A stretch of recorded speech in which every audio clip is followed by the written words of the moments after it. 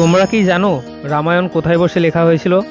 হ্যাঁ, আজ আমি তোমাদের নিয়ে যাব সেই বটগাছের নিচে, যেখানে বসে লেখা হয়েছিল বাংলায় রামায়ণ।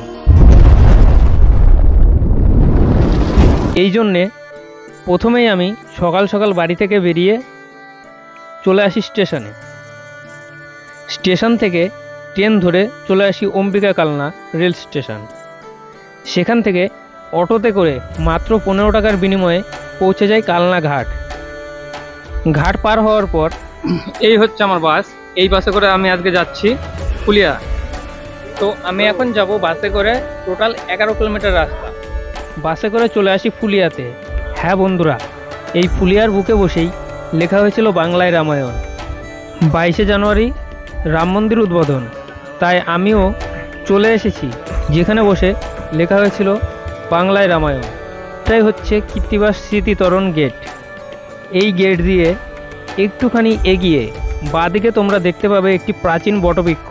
হ্যাঁ, এই সেই বটবৃক্ষ যেটা 600 বছরেরও বেশি প্রাচীন। এই বটবৃক্ষের নিচে বসেই মহান কবি কৃত্তিবাস ওঝা লিখেছিলেন বাংলায় রামায়ণ। কৃত্তিবাস ওঝার সম্পূর্ণ নাম হলো কৃত্তিবাস মুখোপাধ্যায়। জন্ম আনুমানিক 1381 খ্রিস্টাব্দে নদিয়ার ফুলিয়াতে। কৃত্তিবাস অনুদিত রামায়ণ কৃত্তিবাসী রামায়ণ নামে পরিচিত। কৃত্তিবাসী রামায়ণের প্রধান বৈশিষ্ট্য হলো এটি মূল রামায়ণের আক্ষরিক অনুবাদ নয়। এই হচ্ছে সে আমাদের মহাকবি কৃত্তিবাস, যিনি রামায়ণ লিখেছিলেন, বাংলায় অনুবাদ করেছিলেন। যে রামায়ণ আজকে আমাদের প্রত্যেকের ঘরে ঘরে রয়েছে, যে রামায়ণ আমরা আজকে খুব সরল ভাষায় সরলভাবে বুঝতে পারি, পড়তে পারি, সেই রামায়ণ ইনি লিখেছিলেন।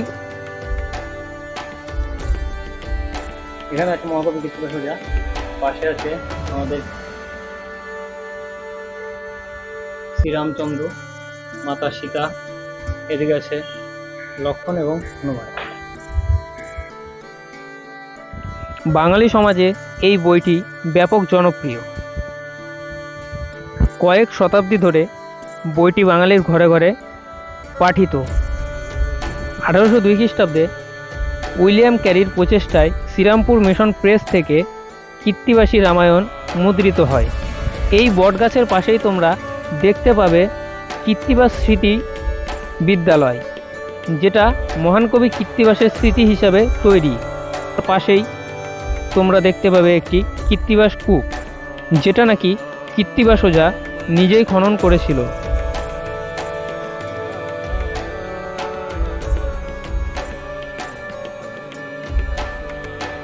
তার সামনে ছিল একটি কৃত্তিবাস স্মৃতি মোমেন্ট। ওখান থেকে বেরিয়ে একটু এগিয়ে যেতেই দেখলাম একটা বড় বাড়ি, যেটা ছিল কৃত্তিবাস স্মৃতি ভবন। কিন্তু সেটা বন্ধ থাকার কারণে তোমাদের কিছু দেখাতে পারলাম না। সেখান থেকে একটু এগিয়ে গেলাম এবং সেখানে দেখলাম হরিদাস ঠাকুরের মন্দির।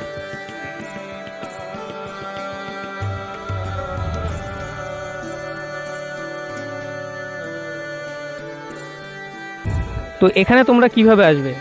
শিয়ালদা হোক বা কৃষ্ণনগর, দুদিক থেকে তোমরা ট্রেনে করে চলে আসতে পারো ফুলিয়া রেল স্টেশন।